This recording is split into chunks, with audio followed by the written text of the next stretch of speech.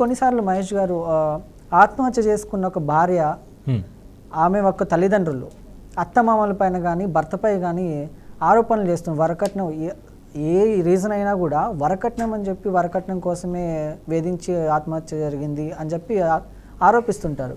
ఒకవేళ తప్పుడు ఆరోపణ అనుకోండి, ఆ తప్పుడు ఆరోపణని దాని నుంచి రక్షించుకోవాలంటే వీళ్ళు ఏం చేస్తే బాగుంటుంది అంటారు? లేకపోతే లీగల్గా వీళ్ళకు ఉన్నటువంటి రక్షణలు ఏంటి?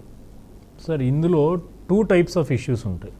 ఒకటి వచ్చేటప్పటికి నిజంగానే ఆ వరకట్న వేధింపులకి బాధితురాళ్ళు ఉంటారు.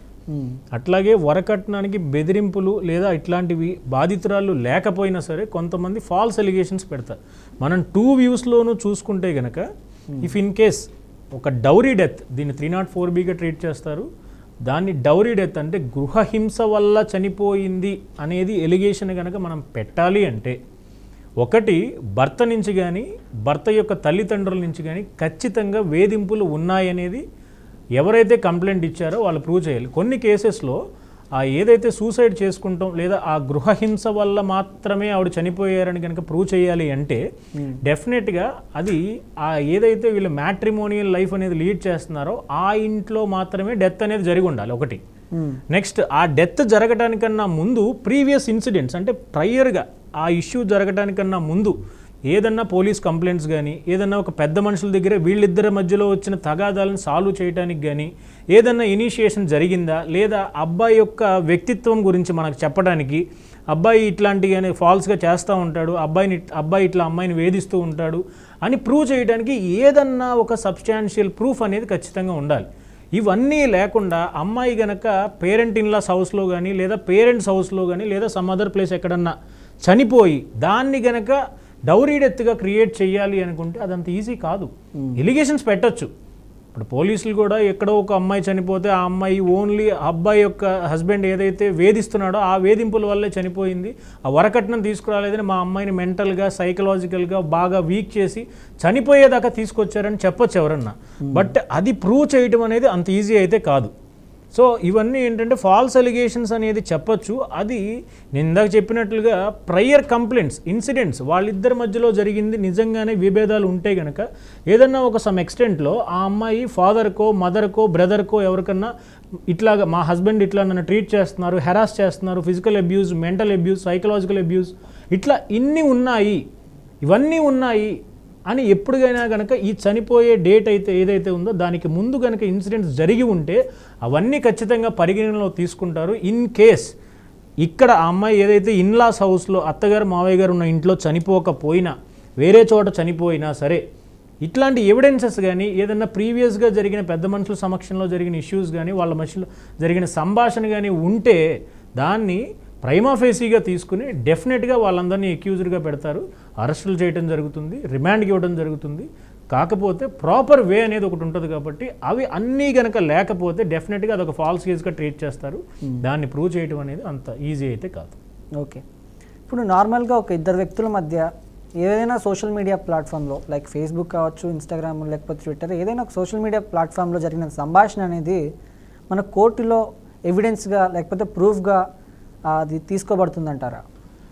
ఇది రీసెంట్గా చాలా ఇష్యూస్లో చూసాం సార్. చాలా కేసెస్లో కూడా ఒక వాట్సాప్ కన్వర్జేషన్ ఒక ఏ అనే బి అనే వ్యక్తి మధ్యలో జరిగిన కన్వర్జేషన్ని ఎవిడెన్స్గా కోర్టులోకి పరిగణించబడుతుందా లేదా అంటే కమ్స్ వాట్సాప్ అయ్యి ఉండొచ్చు, ఇన్స్టాగ్రామ్ అయ్యి ఉండొచ్చు, ఏదైనా ఒక సోషల్ మీడియా ప్లాట్ఫామ్ అయ్యి ఉండొచ్చు.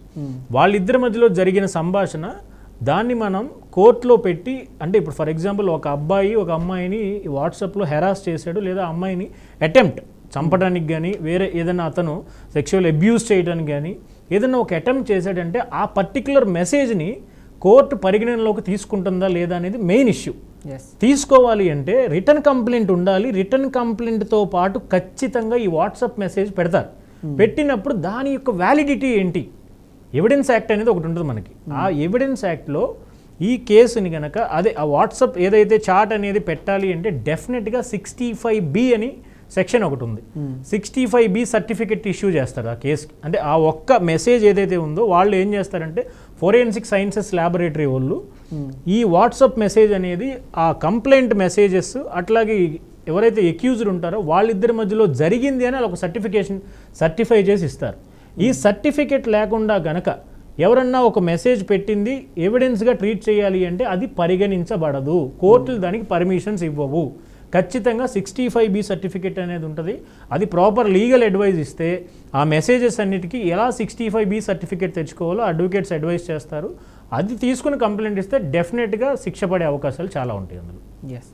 ఇప్పుడు మామూలుగా క్రిమినల్ కేసుల్లో ఈ టెక్నికల్ ఎవిడెన్స్ దాని పాత్ర ఎలా ఉంటుంది? ఇప్పుడు దర్యాప్తు అధికారి నిందితుడు ఇచ్చాడు, కొన్ని ఎవిడెన్సెస్ ఇచ్చాడు, ఆ ఎవిడెన్స్ని పట్టించుకోవట్లేదు, ఆ ఎవిడెన్స్ని తీసుకోవట్లేదు. అలాంటి సందర్భాల్లో నిందితుడికి ఎలాంటి అవకాశాలు ఉంటాయి, అతను ఏం చేసుకోవచ్చు?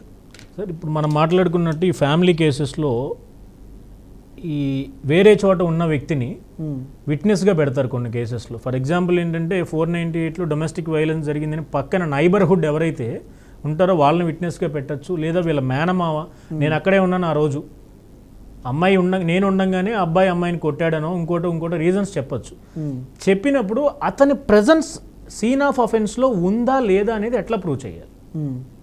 ఇక్కడ టెక్నికల్ ఎవిడెన్స్ అనేది ఎట్లా యూజ్ అవుతుంది కేసుని ఎస్టాబ్లిష్ చేయడానికి అంటే ఈ సెల్ ఫోన్ టవర్స్ వల్ల సిగ్నల్ ట్రేస్ అవుట్ చేసి వాళ్ళు ఆ పర్టికులర్ టవర్ దగ్గర ఆ రోజు ప్రజెంట్ అయి ఉన్నారా లేదా. ఎందుకంటే ఎఫ్ఐఆర్లో ఎప్పుడైనా టైమ్, డేట్, ఆ సీన్ ఆఫ్ అఫెన్స్ డేట్ క్లియర్గా రాస్తారు వాళ్ళు. ఆ పర్టికులర్ టైంలో ఈ సెల్ నెట్వర్క్ ఎవరైనా కవరేజ్ ఏరియా తీసుకోవాలి అనుకుంటే కనుక ఈ విట్నెస్ ఎవరైతే ఉన్నాడో ఆ విట్నెస్ కనుక టెక్నికల్ ఎవిడెన్స్ అనేది కోర్టుకి ప్రొడ్యూస్ చేయగలిగితే అతని ప్రెజెన్స్ అనేది ఆ రోజు ఉందా లేదా అనేది అక్కడ అర్థమైపోతుంది. ఈ జనరల్గా ఈ ఛార్జ్ షీట్ వేసేటప్పుడు ఫైనల్ రిపోర్ట్ ఏదైతే ఇన్వెస్టిగేషన్ చేసిన తర్వాత ఫైనల్ రిపోర్ట్ అనేది వేస్తారో ఫైనల్ రిపోర్ట్స్లో మ్యాక్సిమం ఏ పోలీస్ ఆఫీసర్ కూడా ఇగ్నోర్ చేస్తారు. టెక్నికల్ ఎవిడెన్స్ అనేది ఎందుకు బాగా క్రూషియల్ అనేది అక్కడ అర్థమవుతుంది. ఇగ్నోర్ చేసినప్పుడు ఎవరన్నా ఈ టెక్నికల్ ఎవిడెన్స్ని సెక్యూర్ చేసుకుని ఆ విట్నెస్ ఎవరైతే ఐ విట్నెస్గా చెప్పబడుతున్నాడో అతను ఆ రోజు అక్కడ లేడు అనేది కనుక మనం ప్రూవ్ చేయగలిగితే కోర్టులో ఖచ్చితంగా కేసు ఎక్విట్లో అయిపోతుంది. ఇఫ్ ఇన్ కేస్ నేనే ఒక కంప్లైంట్ ఇచ్చాను అనుకుందాం, ఆ కంప్లైంట్లో పలానా ఏ అనే వ్యక్తి నా పక్కనే ఉన్నాడు ఆ రోజు, అతను చూశాడు జరిగిందంతా, అతను చూడటంగానే ఈ ఇన్సిడెంట్ జరిగింది అని నేను చెప్పాను కంప్లైంట్. కానీ కంప్లైంట్లో ఎక్కడా కూడా టెక్నికల్ ఎవిడెన్స్ అంటే అతను ఉన్నాడా లేదా ప్రెజెన్స్లో సీసీటీవీ ఫుటేజెస్ ఉంటే వెల్ అండ్ గుడ్. సీసీటీవీ ఆప్షన్స్లో నేనేం చేయాలి అంటే నాకున్నది ఇదే ఆప్షన్. అతని యొక్క మొబైల్ నెంబర్ తీసుకుని దాన్ని ట్రేస్ అవుట్ చేస్తారు. ఆ పర్టికులర్ లిమిట్స్ ఆఫ్ టవర్ ఏదైతే సెల్ టవర్ ఉంటుందో అక్కడ కమ్యూనికేషన్స్ ద్వారా వాళ్ళు ఆ ప్రెజెన్స్ ఆఫ్ పర్సన్ ఉన్నాడా లేదని వెరిఫై చేస్తారు. అతన్ని కనుక ఇగ్నోర్ చేసి ఆ ఛార్జ్ షీట్లో కనుక ఇతన్ని ఇంక్లూడ్ చేయకుండా ఆ ఎవిడెన్స్ ట్యాంపర్ చేయడానికి ఆలోచించి ఇతని ప్రెజెన్స్ కనుక వాళ్ళు తీయాలి అనుకుంటే మన దగ్గర ఆల్రెడీ అతని ప్రెజెన్స్ ఉన్నట్టు ప్రూవ్ చేయడానికి టెక్నికల్ ఎవిడెన్స్ కనుక మన దగ్గర ఉన్నా లేదా అది కన్సిడర్ చేయట్లేదని మనం చెప్పినా ఖచ్చితంగా మనం సూపరింటెండెంట్ గారి అదే ఎస్పీ గారికి ఎవరైతే డిస్ట్రిక్ట్ ఎస్పీ గారు ఉంటారో వాళ్ళకి ఈ ఇన్వెస్టిగేషన్ అనేది సరిగ్గా జరగలేదు, if it was done in a proper way, అది కనుక కరెక్ట్గా చేసి ఉంటే నా కేసులో మంచి వెయిటేజ్ ఉండేది, ఆ కేసులో ఖచ్చితంగా కన్విక్షన్ పడి ఉండేది, అంటే ముద్దాయిల్ని ఖచ్చితంగా దోషులుగా చేసే అవకాశం కోర్టుకు ఉండేది. ఇవి తీసుకోకపోవటం వలన నాకు అన్యాయం జరుగుతుంది. ఇఫ్ ఇన్ కేస్ ఎస్పీ గారు కూడా రెస్పాండ్ అవ్వలేదు అనుకోండి, హైకోర్టుకు రావచ్చు, ఆర్టికల్ 226 ప్రకారం రిట్ ఆఫ్ మ్యాండమస్ వేసుకుని డైరెక్షన్స్ తీసుకోవచ్చు కన్సర్న్ కోర్టు నుంచి. సో ఇట్లా నెంబర్ ఆఫ్ ఆప్షన్స్ ఉన్నాయి. సో టెక్నికల్ ఎవిడెన్స్ అనేది చాలా క్రూషియల్ కేసెస్లో, క్రిమినల్ కేసెస్ వెరీ పర్టికులర్గా. ఆ కేసెస్లో ఇది ఇగ్నోర్ చేసినప్పుడు ఖచ్చితంగా ఎక్యూజ్డ్కి రెమెడీస్ ఉంటాయి. దాని ప్రకారం అవన్నీ కూడా గ్యాదర్ చేస్తే వాళ్ళకి ఈజీ అవుతుంది. అది మనం డిశ్చార్జ్ పిటిషన్ అని లేకపోతే ప్రొటెస్ట్ పిటిషన్ అని వింటూ ఉంటాము. అసలు అవంటే ఏంటి? ఇప్పుడు ఇఫ్ ఇన్ కేసు ఫిర్యాదులో పేర్లు లేని వ్యక్తులను చేర్చినప్పుడు అంటే అధికారి ఎవరైతే ఉంటారో ఛార్జ్ షీట్లో చేర్చగలరంటారా?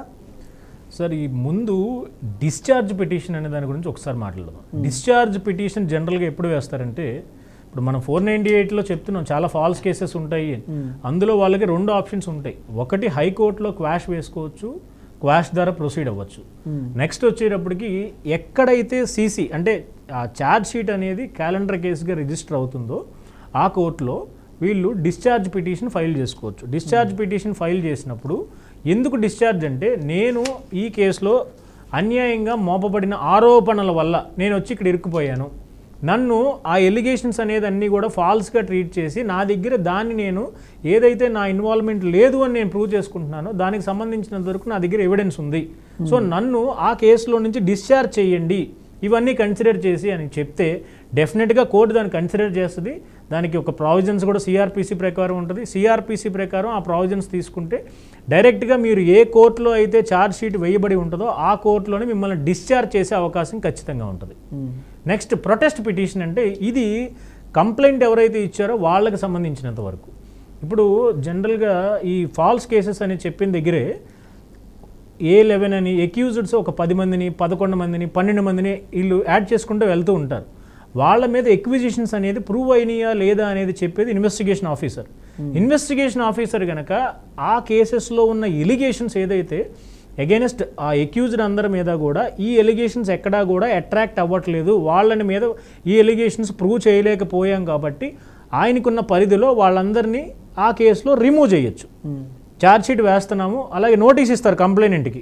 ఎవరైతే ఆ కంప్లైంట్ ఇచ్చారో డిఫాక్ట్ కంప్లైనెంట్ వాళ్ళకు ఒక నోటీస్ ఇచ్చి ఈ కేసెస్లో వీళ్ళందరినీ డిశ్చార్జ్ చేస్తున్నాము, వీళ్ళెవరూ కూడా ఈ కేసులో లేరు కాబట్టి వీళ్ళని ఫాల్స్ కేసు కాబట్టి వాళ్ళ మీద ఉన్న ఎలిగేషన్స్ వల్ల వీళ్ళని మేము రిమూవ్ చేసేస్తున్నాం ఈ కేసులో అని చెప్తారు.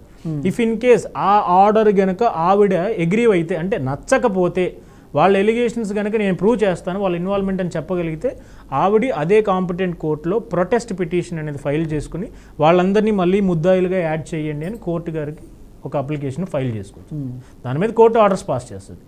నెక్స్ట్ వచ్చేటప్పటికి మూడోది ఏదో అడిగినట్టున్నారు. ఎస్, ఇప్పుడు ఇఫ్ ఇన్ కేసు పేర్లు లేవనుకోండి, ఆ పిటిషన్లో ఏదైతే ఉంటుందో దర్యాప్తు అధికారి ఆ పేర్లను యాడ్ చేసే అవకాశాలు ఉంటాయంటారా? కొన్ని సందర్భాల్లో సార్ ఇష్యూని నెరేట్ చేసేటప్పుడు ఒక క్రిమినల్ కేసే నడుస్తుంది. క్రిమినల్ కేసులో ఒక మోడస్ ఆపరాండో అనేది ఒకటి ఉంటుంది. అందులో మోటివ్ ఏంటి, ఒక ఏ అనే వ్యక్తి బి అనే వ్యక్తిని చంపడానికి వచ్చాడు అంటే ఎవరి ప్రోద్బలం ద్వారా వచ్చాడు, అక్కడ కాన్స్పిరసీ అనేది ఉందా, క్రిమినల్ ఇంటెన్షన్ ఉందా, లేదా వాళ్ళొక ప్లానింగ్ ఏదైనా చేసుకుని ఎవరన్నా ఒక వ్యక్తి చెప్తే ఈ ఇన్సిడెంట్ చేయడానికి వచ్చారా, ఇట్లాంటి ఏంటంటే ఇమీడియట్గా ప్రూవ్ అయ్యాయి కాదు.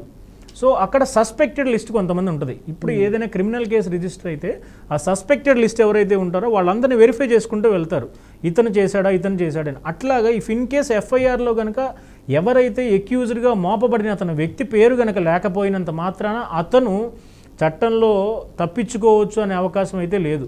అతనిని ఎఫ్ఐఆర్లో పేరు లేకపోయినప్పటికీ ఖచ్చితంగా ఛార్జ్ షీట్లో ప్రాపర్ ఇన్వెస్టిగేషన్ చేసి అతని ఇన్వాల్వ్మెంట్ కనుక ఇన్వెస్టిగేషన్ ఆఫీసర్ ప్రూవ్ చేయగలిగితే ఖచ్చితంగా అతని ముద్దాయిగా యాడ్ చేసుకోవచ్చు. ఈవెన్ అక్కడతో కూడా అవ్వకపోయినా ప్రపోజ్డ్ ఎక్యూజ్డ్గా యాడ్ చేసే అవకాశం ఛార్జ్ షీట్ అయిపోయిన తర్వాత కూడా పోలీసు వరకు ఉన్నది.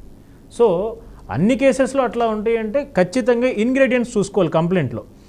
ఫస్ట్ కంప్లైంట్ ఇచ్చినప్పుడు అతని మీద డైరెక్ట్గా ఎవిడెన్స్ ఉందా, ఇండైరెక్ట్ ఎవిడెన్స్ ఉందా, లేదా డైరెక్ట్ స్టేట్మెంట్ ఉందా, ఇండైరెక్ట్ స్టేట్మెంట్ ఉందా, అతను చేశాడన్న అనుమానం సస్పీషియస్గా ఉన్నా సరే డెఫినెట్గా అతను యాడ్ చేసుకోవచ్చు, అందులో అయితే తప్పు లేదు. అతను యాడ్ చేసినప్పుడు అతనికి నోటీస్ ఇస్తారు, అతనికి ఉన్న రెమెడీస్ ప్రకారం అతను దాన్ని ఛాలెంజ్ చేసుకోవచ్చు. ఓకే.